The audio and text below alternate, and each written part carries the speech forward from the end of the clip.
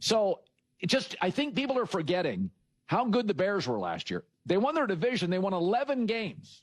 Okay. And they got to the playoffs, and that Rams game, Rams played virtually perfect football. I don't think they had a penalty or a turnover. Rams played really, really well. It was the Bears' best defensive performance, it feels like, of the season. Yeah. Okay. When you look at their schedule, it just shows you how hard in this league it is, how hard to predict overall seasons. It's not hard to predict what teams can make the playoff. I can get more than half on that. Just go to quarterbacks and coaches. But if you look at the Bears' schedule, I'm going to give them 6 wins out of division. Tampa, the Jets, and the Saints at home. I'll give them those 3 wins. I'm going to give them, although they may be close, 3 road wins. Falcons, Carolina, though they could be tough, and Miami. And then I'm going to say they're just going to split in their division. Win 1, lose 1, Detroit, Green Bay, and Minnesota. That's only 9 wins. So, you look at the Bears and you think they'll be better. It's very possible they could go to Carolina. I mean, the Rams almost lost to Carolina twice last year. This league is it's why there's this sense that, well, Caleb Williams will be better and they'll get back. And this is to your point. I think the Bears are going to keep growing. But if you go look at think about these games they have. These are home games. Philadelphia, Patriots, Jaguars. Those are tough games. And then they go on the road, Seattle and Buffalo. So you just keep, the better you are, the tougher schedule you face. It's the opposite of college football, where the better you are, the better transfer portal and better recruiting class you have. So the NFL does an amazing job. You really have to improve your record, because I'm giving them 6 out of conference wins, and I'm giving them at least a split in division. I'm only at 9. They did go 2-4 last year in the division. It's not like those 11 wins, they dominated the division. That's the thing. That they had teams that were quote unquote down. The Lions, the Lions beat them twice. Now, the last game of the season, it was kind of a weird spot, but remember early on in the season when it kind of started rocky, the Lions killed them. So look at this. I could argue the toughest places to play in the league are Buffalo, Seattle, Minnesota's hard to play, Green Bay. Their road games next year are Lions, Green Bay, Minnesota, Buffalo, Seattle. Those are rough. And depending on for the record, depending on the time. What if you're playing Buffalo first week of December? That's way different than September. Yeah. I think this is kind of an interesting conversation, because I had literally just recorded a Chicago Bears video. But I know I wanted to make another video, because in that video Colin references I'm going to talk about them in the next segment. So, I'm like, what's he going to talk about? So, it was good because I kind of got to split it up and focus strictly on hosting the workouts and all that. Then I like that video, honestly. And now here's this conversation. And there's a few different ways how I want to attack this, because 1, it is what makes the NFL so awesome. That it is hard to be great year after year after year. No matter how much confidence you have in your team, no matter how great they were the year before, it's just you can say I think my team will be good, I think they'll be competitive, but you truly have no idea how great, how competitive. And I see this all the time in the comments section. People are like, oh, we're definitely getting back to where, oh, we're definitely going to be that, and it's just like, we're definitely going to win the division, and it's just like, you have no idea, honestly. And again, I think it's awesome. Like in a lot of ways, like it's just the opposite of basketball. It's like, look at OKC. They won, and it was like the safest bet in town to say, I think they're going to be an elite team and a top contender next year. And it was like, boom, guaranteed. Right? They're the number 1 SE. Ed, just like that. You don't really have that in the NFL that much. You just don't. Even with Kansas City, right? 'Cause they're obviously the most recent team that has had the most consistent success. There were plenty of times where you're just like, I don't know if they're the best team. Seriously, the 1 year with the Ravens, 1 year with the Bills, Eagles, right? Like it's just like, you're like, yeah, I don't know. 49ers. You know, it would be easy to be like, oh, the Bears, of course they're going to win 4 out of 6 or 5 out of 6 division game. They're going to sweep them. And it's just like, what did they do last year? Right? Like and it's what we see. It's what makes division games awesome. I mean, like how many times have we seen bad division teams, right? Like still beat teams in division that are clearly, snorts, light years better, right? And the Rams are significantly better than the Panthers. Yet the Panthers beat them the one game, obviously, and they absolutely should have beat them in the playoffs, round 1. They absolutely should have beat them in the wild card round. Absolutely. Sean McVay himself said Puka Nacua saved the game cause Matthew Stafford would have thrown a losing interception, but Puka saved it and popped it out. And even without that, with literally 0.02% better decision making and they and the Panthers win that game. Like Hat's the line. The Bears experienced that in their very own game against the Los Angeles Rams. They could have won that game 8 different ways and they could have lost that game 8 different ways. Same thing against the Packers. They could have won that game 8 different ways and they could have lost that game 8 different ways. It's amazing. It's absolutely amazing. It is what makes football just absolutely positively undefeated from an entertainment perspective. But, I think we're having the wrong conversation. And the reason why I'm happy that Colin phrased this all this way because it really reinforces what I have been saying about the Bears. I really think it's the most accurate take and I said it last year and I know I've repeated this a lot, but I think it's standing the test of time right now because Colin's like, people don't realize how good the Bears were last year and they won 11 games and they, only 2-4 in division and now this year he's like, I think they're going to be great, but I can only see 9 and what he's saying is not that they're only going to win 9 games. But that he's only confident and you got to see how the rest unfolds. And I think that's all totally fair. Like the way how I look at the schedule for any team, I give them the easy wins and I give them the hard losses. And it's not to say that's always how the schedule is going to unfold, but it's like you're playing the Bills, you're going to lose. Not because I think you're going to lose, but it's just like, if you're going to lose a game, well, the Bills are definitely game that you can lose. So, just to try to get a foundation, just to try to get a feeling of where we're at, I'm just going to say you lose that game. And then that's just kind of like my floor. This is my general range of wins and losses. And a lot of times it does put teams at 9 wins or so, 10 win, and you're just like, okay. Well, I know they're going to lose a game that they should have absolutely have won. Right? I know they're going to win a game that they could have lost and should have lost, but they pulled it out, right? And you're just how's it all going to balance out? But, they obviously had cuz, Middlecoff in the segment before was they won a lot of these games in pretty weird, crazy last-minute ways. And it's true, but they needed to not do that. For instance, the Kansas City Chiefs in 2024 or the Washington Commanders in, I guess also 2024 and maybe even to a degree the Denver Broncos in 2025, a lot of those games, a lot of those moments for those teams, they needed crazy ways to win games, brilliant fourth quarters or, last minute, prayers and whatnot. But, there wasn't a collection of plays or throws that I could point to and say, if you just did better, you wouldn't have even been in this situation. And actually, in a lot of ways, the Bears playoff game against the Rams highlights that very take about what I'm about to say where it's just the Bears found themselves in those situations and they pulled them off, obviously, and you can't expect to always pull it off every single year. We saw some absolutely insane heroics from Caleb. You can't bank on that. That can't be your way forward. It runs out. You're just not always going to be successful. It even ran out for Patrick Mahomes, right? It's going to happen. It's going to happen to Caleb. But, like you wouldn't have needed those heroics if you just executed better a couple plays before.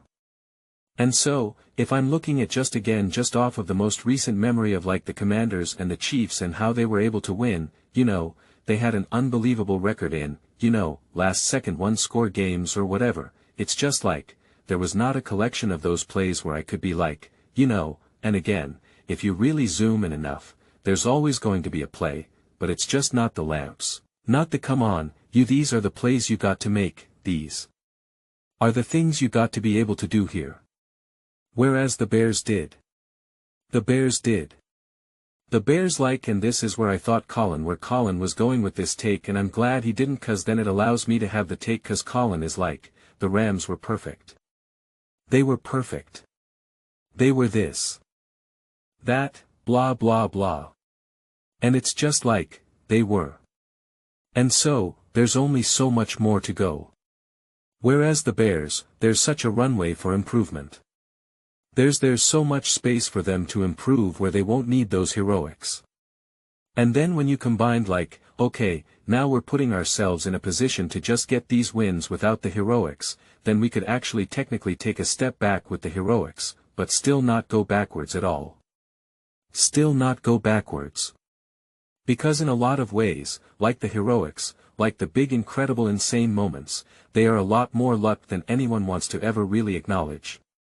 Even Caleb's insane moment against the Rams, that touchdown pass, it's obviously skill, it's obviously special, it's obviously unbelievable, and it was one of the craziest things I've ever seen, but it's just like you do that 100 times and you're going to convert, maybe, if we're being honest with ourselves, 2 out of 100 times.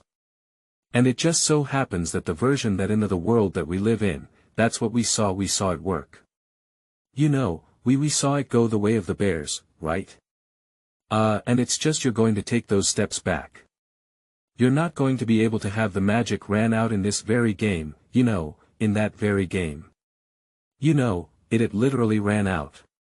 And so it's just like when they get the execution better, when they take care of all the layups, they don't ed that. They won't need that. They'll be a more consistent, resilient, solid team. The Bears were so far from playing perfect football. I mean, really far. Really far.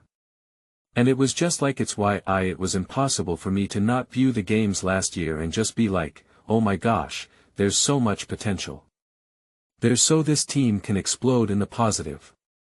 Can explode in just if they just ever so slightly tweak, it's just that's why I kept saying it's game over. It's just game over.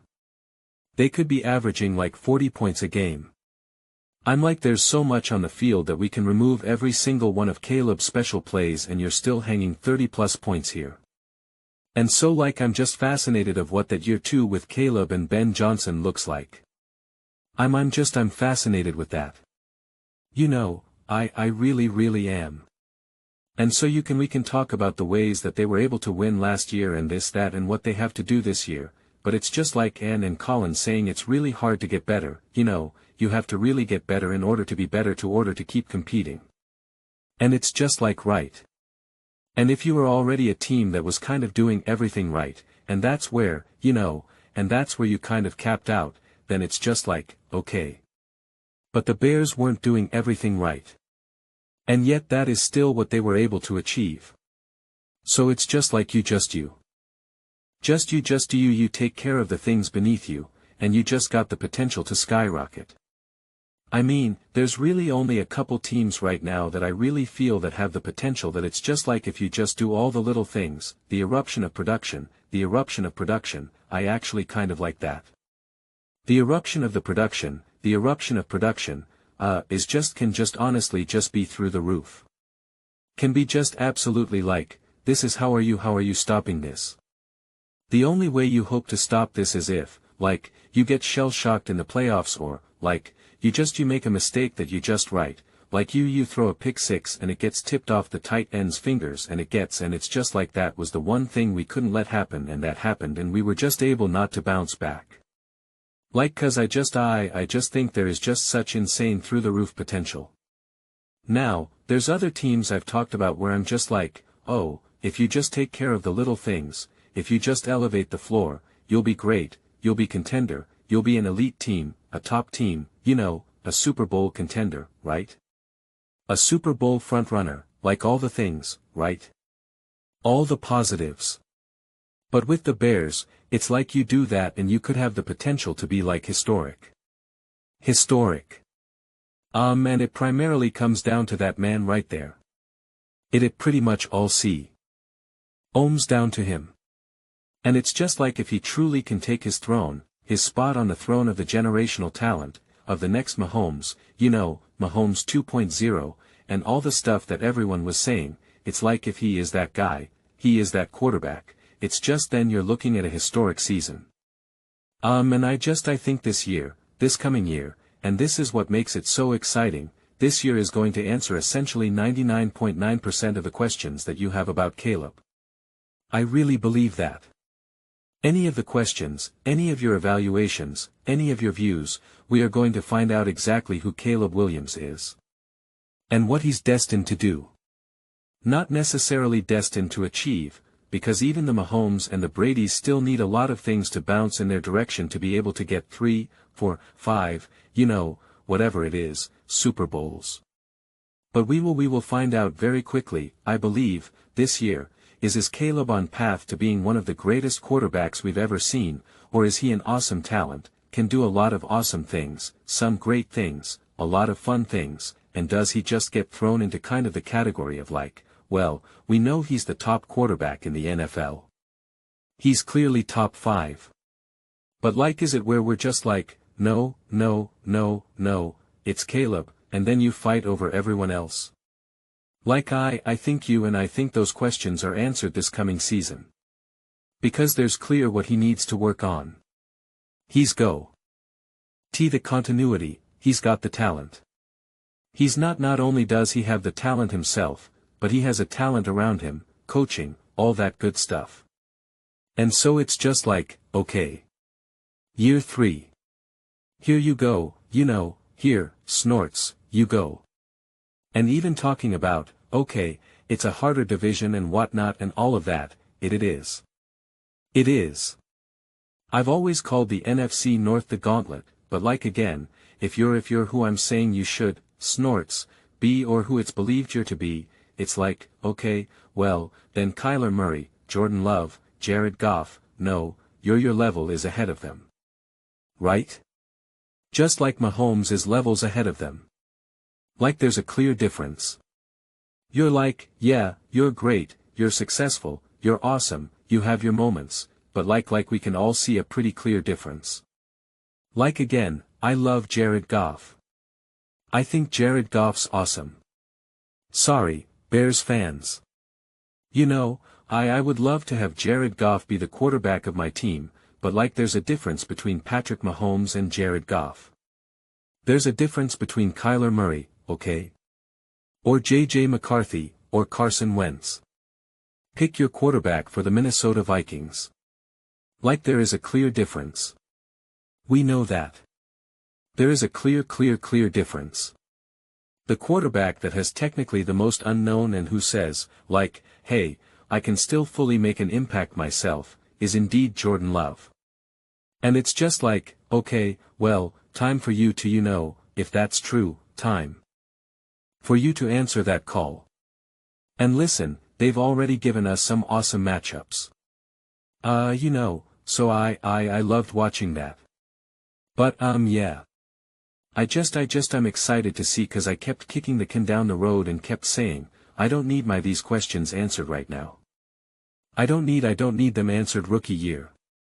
I don't need them in his first year with Ben Johnson. I was like, I'm still looking at it through the rookie lens. Now we're talking about year 2 with Ben Johnson, year 3 in the NFL. I believe in the team, I believe in the squad, believe in the talent. You're putting in the work, and I'm just like, alright, now it's time. Now it's time to get those questions answered. And if they're yes, then you're talking about being legitimately historically great. If they're no's, if they're a kind of the in-betweeners, it's like, okay. Then you have a fun season, you have a great season still, a good season, a little up and down, a little bit of left, a little bit of right, a little bit of this, a little bit of that, and still got the potential, still could be great, could still be that, but it's just like, are you going to be on path to historical greatness? Or are you just going to be an awesome quarterback, a top quarterback? What's it going to be? 'Cause you're not going to be a bad quarterback. You're not going to be trash. You're not going to be a liability. I don't believe that. I feel like that's already clearly not even remotely, in the conversation. So it's just really like, how special are you going to be? How historical are you going to be? So we get to find out. Those are just my thoughts. I'd absolutely love to hear yours. What do you guys all think about the Chicago Bears and Caleb Williams? Do you trust Caleb to lead the Bears to a Super Bowl? Do you think it's going to be a tough path forward, as Colin is emphasizing? Let me know your thoughts in the comments below. Agree or disagree with me, or disagree with me. Either way, let's get into some discussions. Let's get into some fights, but ultimately, let's just have some fun. And please do consider subscribing. We're building an amazing community here, and I'd absolutely love to see you part of it. I want to build something that we all generally feel connected to. Something that we're really excited to be part of. I think we're well on our way to doing it. Please don't forget to give this video a thumbs up, as it really does help visibility and the algorithm. Thank you so much. See you next time.